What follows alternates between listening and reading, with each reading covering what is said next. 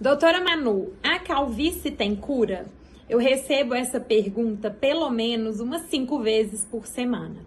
E aí eu quis fazer esse videozinho curtinho pra gente conversar um pouquinho sobre esse assunto.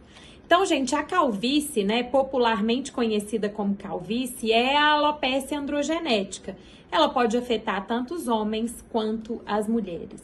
E aí uma frase que eu falo para todos os pacientes antes de começar o tratamento. A calvície é uma doença crônica.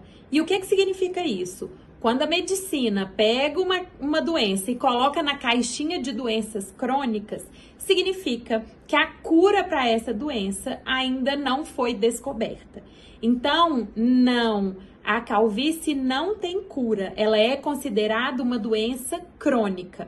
E quando a gente está falando de uma doença crônica, o tratamento dessa doença precisa ser contínuo.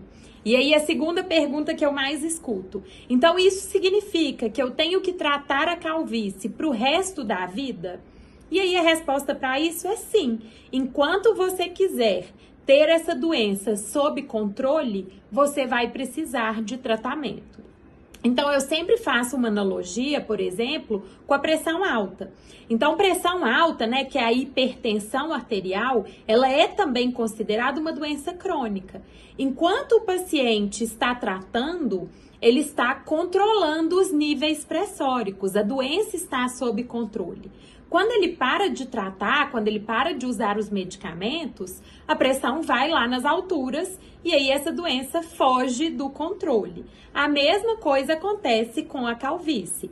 Enquanto o paciente está tratando, a gente consegue manter a doença sob controle. Uma vez que eu paro o tratamento, essa doença vai sair do nosso controle e vai cursar a evolução natural dela. Tá? Então, isso é muito importante da gente explicar para os nossos pacientes esses conceitos para que eles possam se programar a vida útil de cabelo deles, programar até quando eles vão querer tratar e principalmente para eles ficarem cientes e conscientes de que estamos falando de uma doença crônica que não tem cura.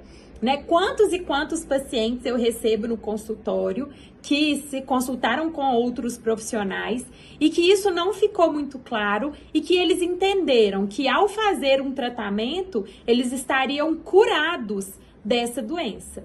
E não é por aí, né? Eu vejo muitos profissionais perdendo o paciente por não parar 5 minutinhos da prática e explicar, educar o paciente.